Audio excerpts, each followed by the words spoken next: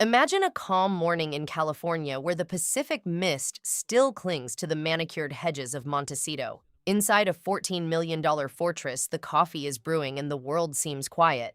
But then the silence isn't just broken, it's shattered.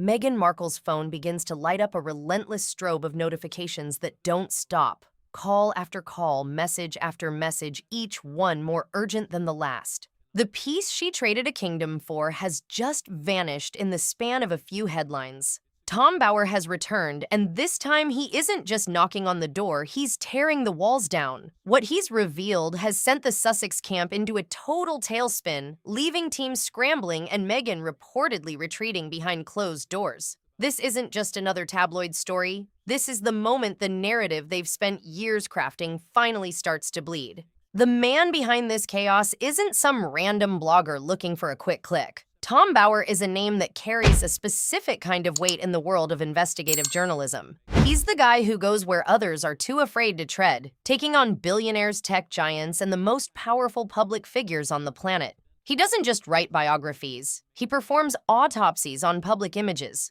When Bower decides to look into your past, he doesn't just skim the surface. He digs into the soil, unearthing the roots that people thought were buried forever. His previous work, Revenge, sent shockwaves through the palace, but that was just the beginning. The latest intel suggests he's found something even more explosive, something that touches on the one thing Meghan Markle values most, her control. But why is this hitting so hard now? Because Hollywood, for all its glitz, is a place built on the hustle. For years, the story we've been told is one of a rising star who found her prince, a modern-day fairy tale with a gritty, realistic edge. But Bower's digging into the gritty part of that story, and what he's finding doesn't look like a fairy tale at all. He's looking at the early years, the years of auditions waiting, and the calculated moves required to break into an industry that eats most people alive. It takes a certain kind of iron will to make it in Hollywood, a level of focus that doesn't always leave room for old friends or past connections. And that's where the whispers are starting to get loud. There's talk of doors opening in ways that no one can quite explain, and sudden opportunities that appeared just as the right hands were shaken. The story being whispered in the corridors of power now sounds nothing like the one we've seen in glossy documentaries. It's a story of a ladder being climbed, and more importantly, a story of the people who were left standing on the ground as that ladder was pulled up. Bower's sources, people who were once part of the inner circle, are starting to paint a picture of a woman who was laser-focused on the finish line. When success finally came, knocking, some people found themselves on the outside looking in. Former friends, longtime colleagues, and even family members suddenly found their numbers blocked or their invites rescinded. It wasn't just a change in lifestyle, it was a total rebranding of a human being. And that rebranding went into overdrive the moment Prince Harry entered the frame. Meeting a prince changes everything, obviously, but for Meghan, it reportedly meant a total rewrite of her own history. According to the latest findings, it wasn't just about moving into a palace. It was about ensuring her past fit the palace mold. Small details were polished, certain associations were quietly erased, and a new flawless brand was born, the modern royal icon. But here's the problem with a brand built on perfection: any tiny crack becomes a massive problem. Bower claims to have found those cracks, suggesting that the authentic journey we've been sold was actually a carefully choreographed performance. When the news hit that Bower had managed to get deep-level details, the reaction in Montecito was reportedly one of pure, unadulterated panic. This wasn't the usual recycled gossip from the British tabloids. These were details that only someone in the room could have known. For someone like Meghan, who is known for managing every single inch of her public image, this is the ultimate nightmare. She wants to be the one steering the ship, deciding which stories get told and how they're framed. But with Bower's new information, she's lost the wheel. Her team has allegedly been working overtime trying to trace the leaks, trying to figure out which trusted friend decided that the truth was worth more than their loyalty. Imagine that feeling for a second. You've spent years building a fortress around your life, making sure every interview and every photo fits the narrative you've chosen. Then you realize the call is coming from inside the house. The paranoia that comes with that is suffocating. Who do you trust when the secrets you thought were safe start appearing on the front page? The Montecito mansion, once a symbol of their freedom and escape from the toxic royal life, has reportedly turned into a high-stress war room. Staff are walking on eggshells. The air is thick with tension, and the crisis managers are on a permanent retainer. They're looking for a fix, a way to spin this back into their favor. But when the information is this detailed, you can't just PR it away. But the real sting isn't just in the Hollywood secrets. It's the family drama that's being dragged back into the light. For years, the world has seen the fallout between Meghan and her father, Thomas Markle, through a very specific lens. We saw the staged photos, the betrayal, and the painful decision to cut ties. It made people feel for her. It gave her a platform of empathy. But Bauer is suggesting that there's a whole other side to that story, one that isn't so black and white. He's digging into the framing of that family war, asking if the innocent victim narrative was actually another piece of the brand strategy. If it turns out that the tension wasn't one-sided, the public's sympathy could evaporate in an instant. And then there's the timing. This couldn't be happening at a worse moment for the Sussexes. Their California dream, the one they promised, would be a new era of global influence and massive deals, is looking a little shaky. The hyped-up Netflix deal hit rough waters. The Spotify partnership ended with a whimper, and the new lifestyle brand American Riviera Orchard hasn't exactly set the world on fire. Public interest is cooling. People are starting to ask, what's next? And if the answer is just more drama and more books about their past, the victimhood narrative starts to feel a lot like a broken record. Harry, meanwhile, is reportedly caught in an impossible position. He left his home, his family, and his country to protect his wife and find peace. But instead of peace, he's found himself in the center of an even bigger storm, one where he doesn't have the protection of the palace's massive PR machine. He's seen how fast a reputation can be dismantled. He knows that once the public starts doubting the core of your story, it's almost impossible to get them back. Every interview they give now is being compared to Bauer's findings. Every statement is being fact-checked by an army of critics who are tired of the "their truth" versus the truth debate. The British press is, as you'd expect, going all in. They've been waiting for a moment like this, a moment where they have real documented information to challenge the Sussexes' version of events. Headlines aren't just speculating anymore. They're citing sources and timelines that don't match up. The pressure is coming from all sides, and the cracks in that perfectly built image are starting to show. Once you lose the trust of your supporters, the game is over. Even the people who defended her for years are starting to go quiet, waiting to see if there's a response that actually makes sense. So where does this leave them? Is this just another hurdle for a couple that has survived everything the world threw at them? Or are we witnessing the beginning of the end for the Montecito brand? When your entire identity is built on being authentic and truthful, a book like Bauer's isn't just a distraction, it's a foundation shaker.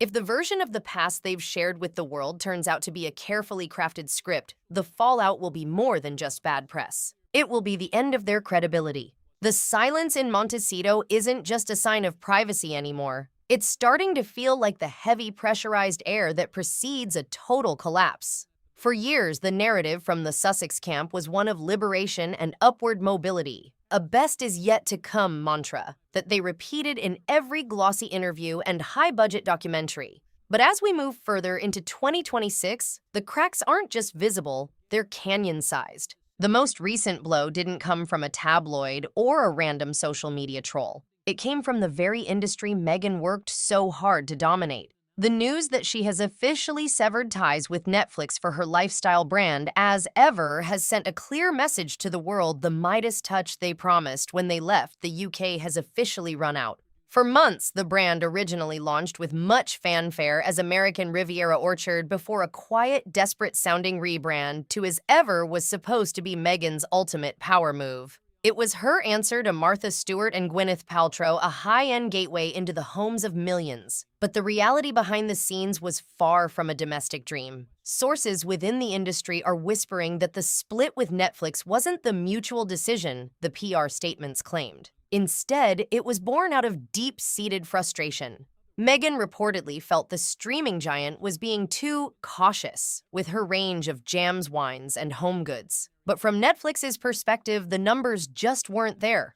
When you're paying millions for content, you expect a return on investment, not a struggle over the marketing of fruit preserves. The failure of the Netflix-branded lifestyle push is just one symptom of a much larger disease. Across the halls of their Montecito mansion, the atmosphere is described as professional chaos. To understand the depth of the trouble, you only have to look at the revolving door of staff. In late 2025 and the first few months of 2026, the departures have become a flood. When your 11th publicist, Meredith Maines, walks away after a disastrous photo drama involving the Kardashian family, people start to wonder if the problem isn't the staff, but the bosses. The resignation of James Holt, the longtime head of their Archewell charity, was the final straw for many observers. Holt didn't just leave. He moved back to London, essentially signaling that the American experiment he helped build was effectively shuttered. When the captain and the first mate both abandon ship, you have to ask how much longer can the vessel stay afloat. This internal collapse is happening while the couple tries desperately to maintain their global statesman image. Take their recent trip to Jordan, for example. Framed as a high-level humanitarian mission, it was meant to show the world that Harry and Meghan didn't need the British monarchy to act like royalty. But instead of the Meghan magic they were hoping to recapture, the trip was labeled a quasi-royal disaster. The rumors of snubs from the Jordanian royal family began to circulate before the couple even landed back in California.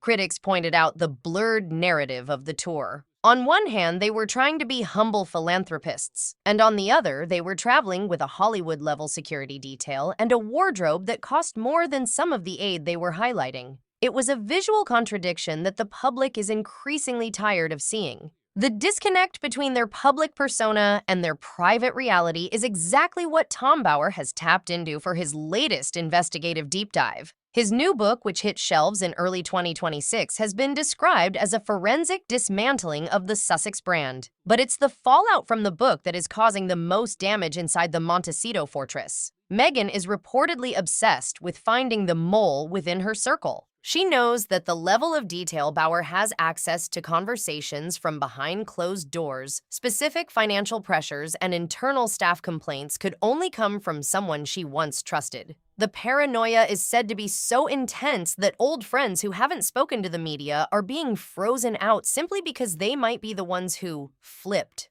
It's a classic case of a fortress becoming a prison where the only people left are the ones on the payroll. And then there's the financial reality. A $14 million mansion doesn't pay for itself, especially when the massive contracts that once seemed endless are drying up.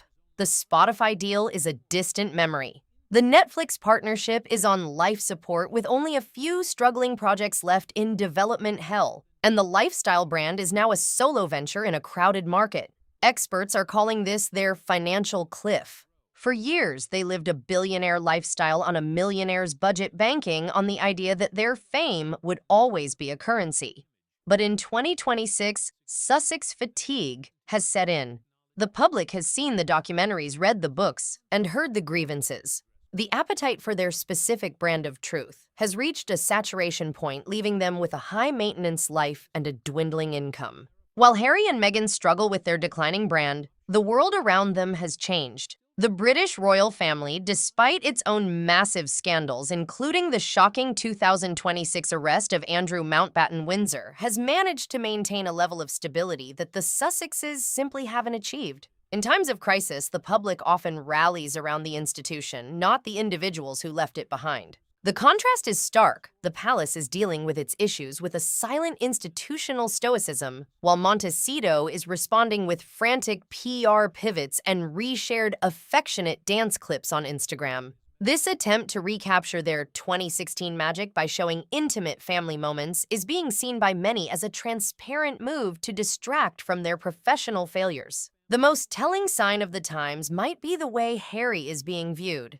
Once the world's most popular royal, he is now frequently described as Papa Sussex, a nickname Meghan recently shared in an International Women's Day post. While meant to be endearing, critics have pointed out that it anchors his entire identity to a title granted by an institution he claims to despise. It's a paradox they can't seem to escape.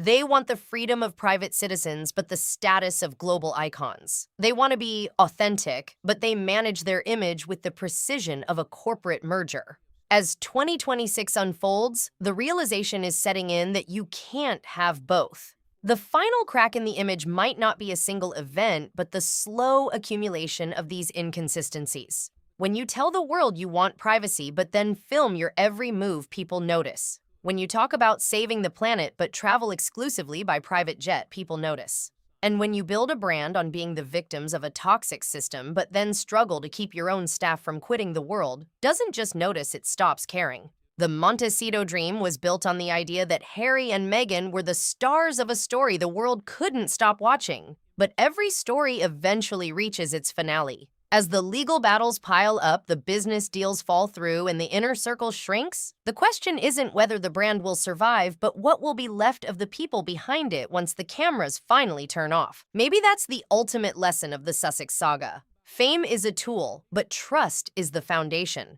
And once that foundation starts to crumble, no amount of rebranding, name changes, or glossy Instagram posts can hold up the house. The world is moving on to new stories, new heroes, and even new scandals. In the fast-paced cycle of 2026, staying relevant requires more than just a famous name. It requires a reason for people to keep watching. And right now, the only reason people are still tuning in to the Montecito show is to see how the ending plays out. Is this a comeback in the making? Or are we witnessing the slow public fading of a couple who thought they were bigger than the crown? Only time will tell, but the clock is ticking louder than ever.